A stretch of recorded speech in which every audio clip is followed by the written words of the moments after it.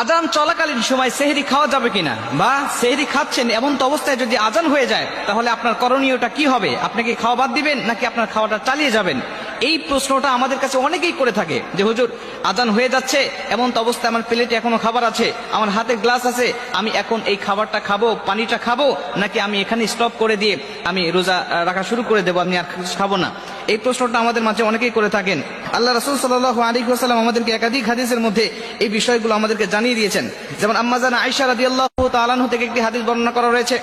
আম্মা জান আয়েশা রাদিয়াল্লাহু তাআলা আনহা বলছেন, তোমরা বেলালের আজান শোনার পরে খাবার চালিয়ে যাবে, বেলালের আজান শোনার পরেও তোমরা খাবার চালিয়ে যাবে যতক্ষণ না পর্যন্ত তোমরা উম্মে মাকতুমের আজানটা না শুনতে পাও।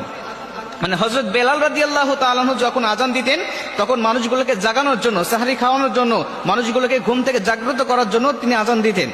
তখন পর্যন্ত খাবে, কিন্তু যখন উম্মে মাকতুম আজান দিতেন ফজরের আজান, এই ফজরের আজান হয়ে গেলে তখন তো সুবহে সাদিক হয়ে যাবে, তখন তো ফজরের ওয়াক্ত শুরু হয়ে গিয়েছে, তখন আর এই মানুষটা আর সেহরি খাইতে পারবে না। যদি খায় তাহলে তার রোজাটা হবে না। এটা আল্লাহ রাসূল সাল্লাল্লাহু আলাইহি ওয়াসাল্লাম আবু দাউদ শরীফের হাদিসের মধ্যে তিনি এই হাদিসটা বর্ণনা করেছেন। তবে আল্লাহ রাসূল আমাদেরকে কিছু ছাড় দিয়েছেন।